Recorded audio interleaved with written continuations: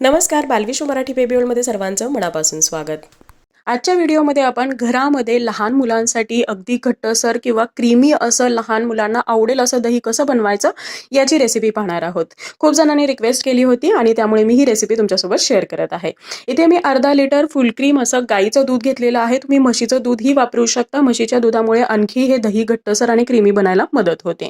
तुम्हाला दूध घेताना फुल क्रीमच घ्यायचं आहे. दुधामध्ये जर पाण्याचं प्रमाण जास्त असेल तर दही म्हणावं तेवढं घट्ट असं किंवा क्रीमी त्याला टेक्स्चर येत नाही. हे दूध आहे हे आपल्याला अगदी मंद गॅसवरती मंद आचेवरती तुम्हाला उकळी काढून घ्यायची आहे. साधारणतः 2 वेळा तुम्हाला हे उकळी काढून घ्यायची आहे. या पद्धतीने एकदा वरती आलं की परत हे चमच्याच्या साहाय्याने फोडून परत एकदा अगदी कमी गॅसवरती तुम्हाला हे उकळवून घ्यायचं आहे. एकदा हे छान उकळलं की त्यानंतर आपल्याला हे थोड्या वेळ असंच ठेवून द्यायचं आहे. हे कोमट होईपर्यंत हे तोपर्यंत कोमट करायचं आहे जोपर्यंत आपल्या बोटाला किंवा हाताला याचं जे टेम्परेचर आहे हे सहन होईल. तुम्ही हवं तर या दुधावरती आलेली जी साय आहे ही बाजूला काढून घेऊ शकता किंवा साई सहित सुद्धा वापरू शकता. जर तुम्ही दुधावरची साय नाही वापरली तरी सुद्धा याला एक खूप छान असं क्रीमी टेक्स्चर येतं आणि साय वापरली तरी काही हरकत नाही. फक्त तुम्हाला ही साय दुधामध्ये छान अशी मिक्स करून घ्यायची आहे. जर साय तुम्ही तशीच ठेवली तर हे जे दही आहे हे थोडंसं याला एक घट्टसर किंवा त्या जिथे साय पडलेली आहे तिथे थोडंसं तुम्हाला याची जे टेक्स्चर आहे हे वेगळं दिसू शकतं. तर ही साय मी छान असं दुधामध्ये मिक्स करून घेतलेली आहे. खूप जास्त अशी साय आलेली नाही कारण आपण हे 2 वेळा फोडलं होतं. खूप जास्त अशी साय नाही आलेली आणि शिवाय हे विकतचंही दूध आहे त्यामुळे थोडंसं कमी साय आलेली आहे. त्यानंतर यामध्ये आपल्याला घालायचं आहे कोमट दुधामध्ये 2 चमचे दही घालायचं आहे.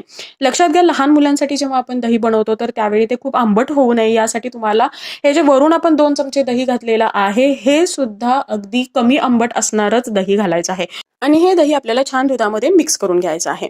आता मी इथे वापरत आहे हे योगर्ट मेकर आहे किंवा तुम्ही याला कर्ड मेकर म्हणू शकता. हे माझ्याकडे आहे.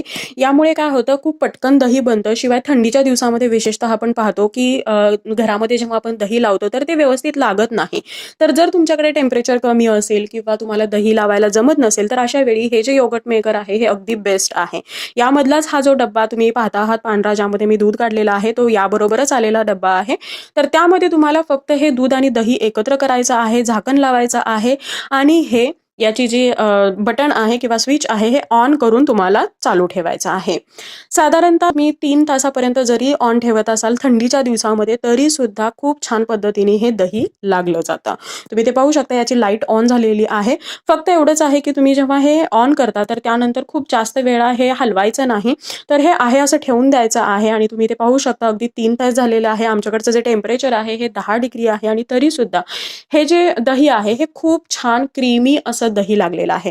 जर तुम्हाला यापेक्षा आणखी घट्टसर दही हवं असेल तर तुम्ही आणखी 1-2 तास जास्त ठेवू शकता. आणि आणखी एक गोष्ट म्हणजे यासाठी इलेक्ट्रिसिटी सुद्धा खूप जास्त जात नाही. खूप झटपट बनतं. यामध्ये तुम्ही हव्या तेवढा वेळ ठेवू शकता. एकदा तुम्हाला हवी असलेली कन्सिस्टन्सी या दह्याची मिळाली की त्यानंतर हा जो डब्बा आहे हा तुम्हाला काढायचा आहे आणि फ्रीजमध्ये झाकून ठेवायचं आहे. हे जे दही आहे हे तुम्ही खूप झटपट बनवू शकता. शिवाय हे फ्रेश दही आहे, खूप क्रीमी. तुम्ही ते पाहू शकता खूप छान असं क्रीमी झालेलं आहे. जे थोडेसे तुम्हाला येलो यामध्ये जे पार्ट दिसत आहेत तर ते आपण जी साई टाकलेली होती तर त्यामुळे झालेले आहेत.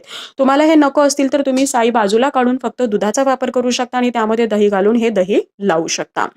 अगदी आता सध्या उन्हाळ्याचे दिवस आहेत त्यामुळे याचीही गरज नाही. तुम्ही आहे असं जे दही आणि दुधाचं मिश्रण आहे हे एखाद्या दमट ठिकाणी ठेवलं तरीही आपल्याकडे दही लागतं. पण थंडीच्या दिवसामध्ये जर तुम्हाला लावायचं असेल तर हे जे योगर्ट मेकर आहे हे खूप जास्त बेस्ट आहे. शिवाय हे खूप इन्स्टंट लागतं, खूप पटकन लागतं. रात्रभर वाट पाहण्याची गरजही नाही पडत. अगदी क्रीमी असं हे दही तयार होतं.